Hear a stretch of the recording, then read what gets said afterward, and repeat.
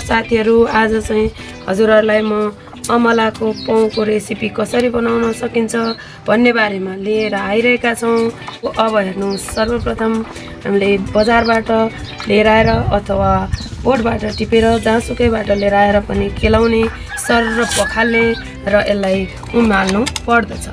अमलाको रेसिपीको लागि हामीले चाहिँ यो अमला उसिनेर रेडी बनाइसकेका छौँ। यो अमला उसिनिसकेपछि हामीले यसरी बिचमाथि चाहिँ गेडा यसरी निकाल्न सक्छौँ र बाहिर फालिदिन सक्छौँ र गुदी जति यसरी राख्न सक्छौँ। साथीहरू हेर्नुहोस् त, यसलाई चाहिँ यसरी छुट्याउने। अब यसो गर्दाखेरि हामीलाई पछि अमलाको पाउको रेसिपी बनाउन त्यति गाह्रो पर्दैन। हामीलाई धेरै टेस्टी पनि हुन्छ यसको। अनि त्यसपछि हाम्रो स्वास्थ्यको लागि भिटामिन सी पर्याप्त चाहिने भएकोले यसमा त भिटामिन सी पनि पाइन्छ साथीहरू। त्यसैले हामीले अमलाको रेसिपी पाउ बनाएर खाउँ है त। हेर्नुहोस् त साथीहरू, हामीले गेडा सम्पूर्ण गेडा फालिसकेका छौँ। अब चाहिँ यो मिक्सचरमा हाल्नको लागि तयार भइसकेको छ। अब मिक्सचरमा हाल्नु अगाडि हामी चाहिँ के स्वाद मनपर्छ त्यो स्वाद हाल्न सक्छौँ। नुन थोरै, अनि सुप, त्यसपछि आएर आफूलाई मनपर्ने टिमुरको धुलो, चिनी गरेर आफूलाई कुन चाहिँ टेस्ट धेरै मनपर्छ त्यसलाई ठिक ठिक अवस्थामा हाल्नु पर्दछ। अब म नुन हाल्न गइरहेको। त्यसरी हामीले आवश्यकता अनुसार तेल हाल्ने, मेथी हाल्ने, सुकेको खोर्सानी ल्याउँ, अनि आफूलाई कतिको पिरो मनपर्छ त्यही अन्दाज गरेर यसलाई टुक्र्याउँदै हाल्दै गरौँ। अब हामी सुपको धुलो पनि यसरी राख्छौँ। यहाँ एक सुप पिसेर राखेको छु। अब हल्का सानो बनाउँ ग्यासलाई। त्यसपछि हामी यो यसरी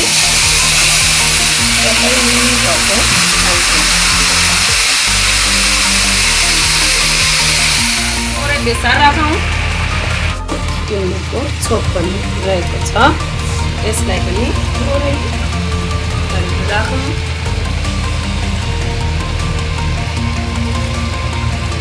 अब हामीलाई सुकाएको अमलाको पाउ मन पर्दैन भने हामीले चाहिँ यतिकै यसलाई अब यो तातो होइन, अलिकति कोल्ड सेलाउन दिउँ र यसलाई सेलाइसकेपछि हामीले सिधै सिसीमा राखेर खान पनि सक्छौँ। अब तर आज हामी चाहिँ अब हामी यसरी मिक्सचरमा राख्छौँ र पिस्छौँ। यसरी भाँडामा थोरै तेल राख्नुपर्छ। यो चिल्लो भएको कारण भयो भने चाहिँ पछि उठाउनुको लागि हामीलाई सहज हुन्छ। यसरी सर भाँडाको तिर लाउन सक्छौँ। अनि मिक्स भइसकेको यो रेसिपीलाई यसरी हामीले भाँडामा राख्छौँ। हजुरहरूको थाल अथवा नाङ्लो जेमा राख्नुहुन्छ। तर यो अमलाको चाहिँ लप्सीको जस्तो चिप्लो नहुने भएकोले थालमा राख्नु चाहिँ उपयुक्त हुन्छ। थाल वा किस्तीमा चिप्लो हुन्छ, त्योबाट पछि उठाउनको लागि सजिलो हुन्छ।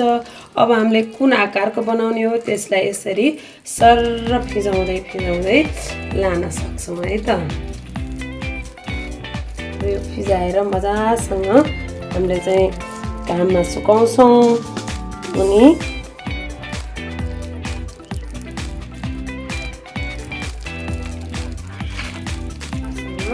फिजाइसकेपछि अब हामीले घाममा सुकाउने कपडाले, पातलो कपडाले छेकिदिएको खण्डमा चाहिँ यसमा धुलोहरू केही पनि पर्दैन। असाध्यै अर्ग्यानिक र फाइदाजनक यो अमलाको रेसिपी पाउ तयार भइसकेको छ। हेर्नुहोस् त, लागेको छ साथीहरू यो अमलाको पाउको रेसिपीको लागि। अब यो चाहिँ अलिक पूर्ण रूपले सुकेको छैन। पूर्ण रूपले सुकेपछि हामीले यसरी भाग लगाउन सक्छौँ। कस्तो आकारको बनाउने हो त्यो आकार अनुसारको पिस टुक्रा बनाउन सक्छौँ। यो टुक्रा बनाउँदै जाने, चक्कुले एउटा सानो चक्कुले काट्दै टक्क आफ्नो साइज जुन मनपर्छ त्यो अनुसारले यसरी काट्दै जानुहोस्।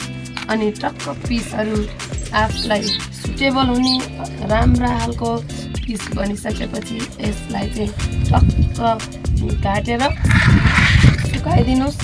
र पिस पाउहरू निर्भर गर्नुहुन्छ। यसरी हामीले यो काटिसक्यौँ। अब यसलाई यस्तो टुक्रा झिकी यसरी राख्न सक्छौँ।